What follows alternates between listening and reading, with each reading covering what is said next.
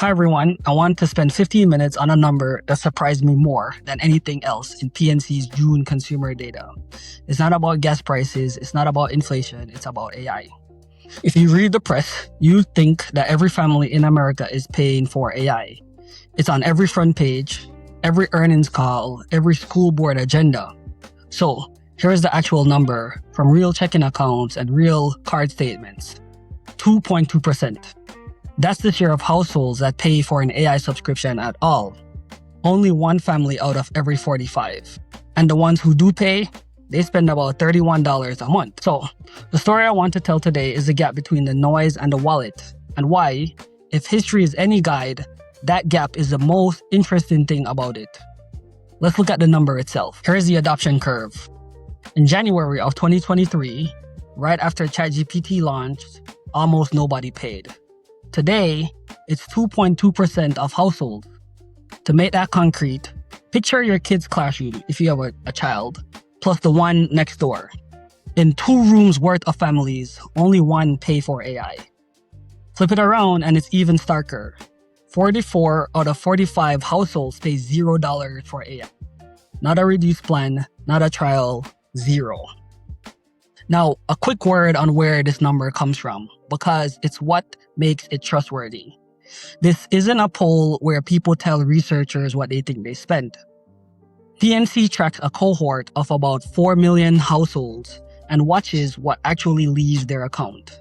The recurring $19.99 to OpenAI, the $20 to Anthropic, bundle upgrades. Survey numbers for AI usage run far higher, and that's the tell. Lots of people have tried free chatbots. Very few have decided it's worth a monthly charge. Free use is curiosity, a subscription is a commitment, and this data measures commitment. Now, 2 honest things about this curve. First, it's PNC's customer base, not a census. But it's 4 million households, and it's actual money leaving actual accounts, which is a much harder signal than a survey. Second, notice the shape. It's smooth and steady. This is not a fad spike that jumps and collapses. It's a slow, compounding climb. Adoption was under 1% in early 2024 and has more than doubled since then. Hold that thought because the shape matters later.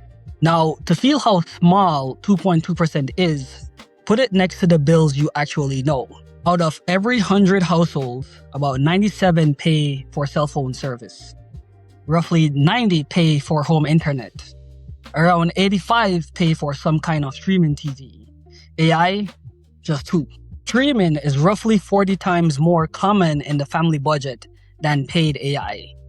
So that means if you walk down a city block of 100 homes, about 2 of them pay for the technology that's supposed to be eating the world. The thing that people have been saying is going to change the world forever. And here's another way to feel it.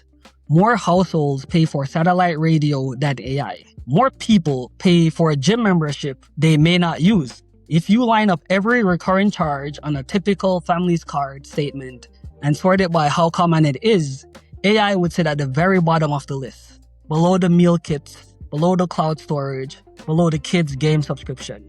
And that's the scope of the disconnect. AI is everywhere in the news and almost nowhere in the family budget. And when you see a gap this wide, there's only 2 explanations. Either families are right and this is overhyped, or we're very, very early. And that brings me to the internet. The chart that I'm about to show you is a chart of the home internet adoption in the United States from 1990 to 2012. And if you look closely, I want you to find where 2.2% sits on that curve. It's right around 1993. That was 2 years before most people had heard the word website. The internet at 2.2% looked exactly as niche, exactly as skippable as paid AI today. Then, look what happened next. By 1997, just 4 years later, 18% of households were online. By 2000, about 42%. And by 2011, 72%. Today, almost 9 in 10 households pay an internet bill every month and would sooner cancel almost anything else. Now, I'm not promising that AI will repeat that. Some technologies stall. But here's where the point I want to land. Every mass household technology started near 2%. The internet, cell phones, streaming, all of them pass through exactly the same spot that AI is standing right now. So, 2.2% isn't the verdict on AI, it's the starting line. Now, let's look at the bill itself.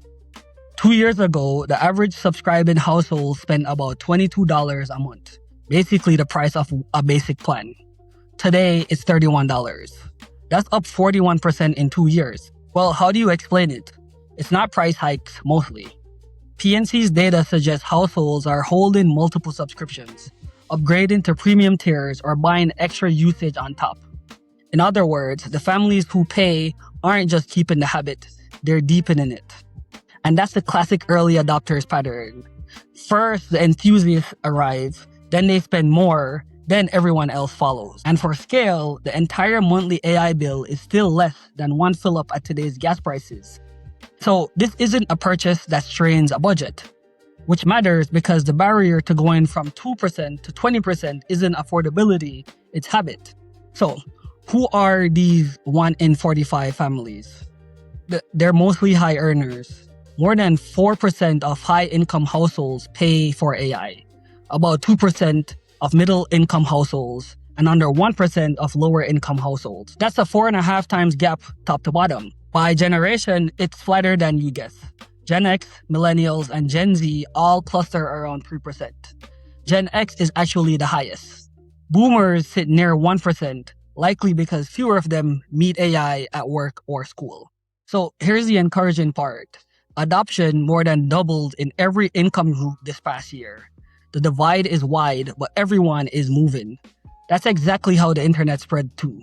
High earners first, everyone else a few years behind. So the question we're watching is whether a few years stays a few years or whether this one stays a luxury. So let's talk about the growth picture. The pool of paying households is roughly 70% bigger than a year ago. Yes, that growth rate is cooling. It was triple digits during the early frenzy. But let's be clear about what 70% means for a household bill. Streaming, at its peak land grab, never grew like this. A bill growing 70% a year doubles in under 18 months. Small base, but an explosive rate. That combination is the whole story. 2.2% is tiny, but tiny things compounding at 70% do not stay tiny for long. Now, you might ask reasonably, is this growth fragile? 2026 gave us a natural experiment. Since the Iran conflict began, gas spending is up about 40% year over year. That's the biggest shock to household budgets since 2002. If AI subscription were the first luxury to cut, this spring is where we'd have seen the cancellation. But guess what? We didn't. Total spending actually accelerated to a 4-year high, up 5.6%. Discretionary spending never dipped, and AI subscription kept climbing straight through it. Families paid for the gas out of a bigger tax refund and firmer paychecks, not by canceling their subscription. Call it AI's first stress test as a household build. And guess what? It passed. And the backdrop says there's room for more. So the typical family holds about 5 weeks of spending money in checking and saving, which is steady through 2026, but slightly above pre-pandemic levels. Balances are still growing, almost 4% year over year. More households are receiving regular direct deposits, and for the first time since 2022, fewer are receiving unemployment checks. Put simply, the $31 is there. Steady cushions and firmer paychecks mean the money for AI already sits in the account, which means adoption is waiting on people's desires, not their dollars. That's a very different setup from a category that needs a boom to grow. Now, before I close, let me preempt the obvious objections. One might be, maybe families never pay because AI gets bundled into things they already buy. Things like the phone, the search engine, the office suite. Now, that is a real possibility, and it's worth saying plainly. If that happens, this 2.2% number stays small while AI still wins. But notice what the spend per household trend says. The families who pay are paying more each year, not less. The bundles exist today, and $31 a month of standalone spending is happening anyway. People pay separately for the things they consider theirs. That's what this data is starting to show. So let me close with the what if. The projection is illustrative, not a PNC forecast, but it's a useful frame.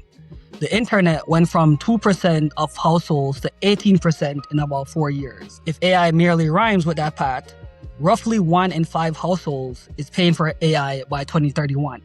That's 8 times today's base, before you count the bill itself rising. So the 2 things to watch on the way. First, the income divide. Does the 4.5 times gap close like the internet did? Or does AI stay a high earner's habit? Second, the bill per household. $22 to $31 in 2 years, still climbing. More users time deeper use is exactly how a small line item becomes a big one. So here's the takeaway to leave with. Today, paying for AI is one family in 45 spending less than a tank of gas. Everything about that sounds small, until you remember that's precisely what the internet looked like in 1993. The story isn't how much families are spending on AI, it's how little and how early it is.